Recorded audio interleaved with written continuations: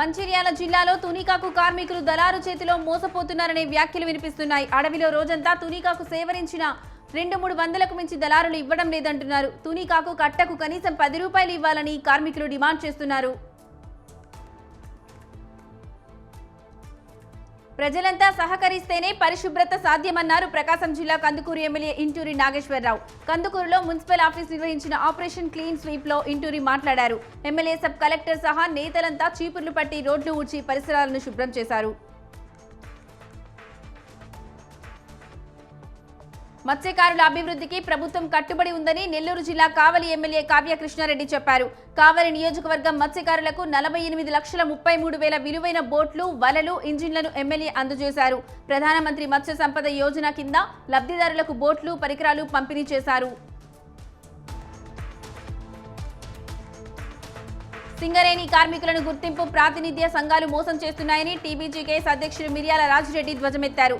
కాంగ్రెస్ ప్రభుత్వంతో కలిసి సింగరేణి యాజమాన్యం సంస్థ లాభాలపై అంకెల గారడీ చేస్తుందన్నారు.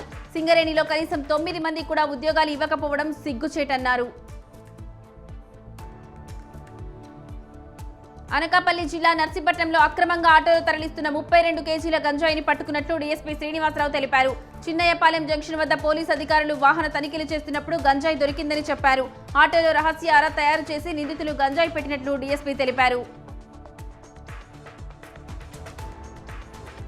వికారాబాద్ జిల్లా పరిగిలో పేకాట స్థావరాలపై టాస్క్ ఫోర్స్ పోలీసులు దాడులు చేశారు. 6 పేకాట రాయులను పట్టుకున్నారు. వారిలో పరిగి పోలీస్ స్టేషన్ హోంగార్డు కూడా ఉన్నారు. జూదరుల నుండి 31,450 రూపాయల నగదు, 5 మొబైల్ ఫోన్లు స్వాధీనం చేసుకున్నారు. బాపట్ల జిల్లా వేటపాలెం మండలం లక్ష్మీపురంలో దొంగలు హల్చల్ చేశారు. మీ సేవా సెంటర్లో ముసుగులతో ఇద్దరు చొరబడి ₹1,00,000 నగదు దోచుకెళ్లారు. చోరీ దృశ్యాలు సీసీ కెమెరాల్లో రికార్డయ్యాయి. నిర్వాహకుడు కుమార్రాజు ఫిర్యాదుతో పోలీసులు దర్యాప్తు చేపట్టారు.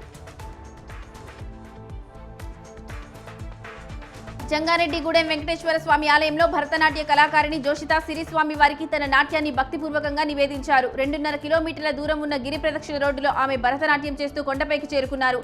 అనంతరం ఆలయ ప్రాంగణంలో స్వామివారికి నాట్య నివేదనం సమర్పించారు.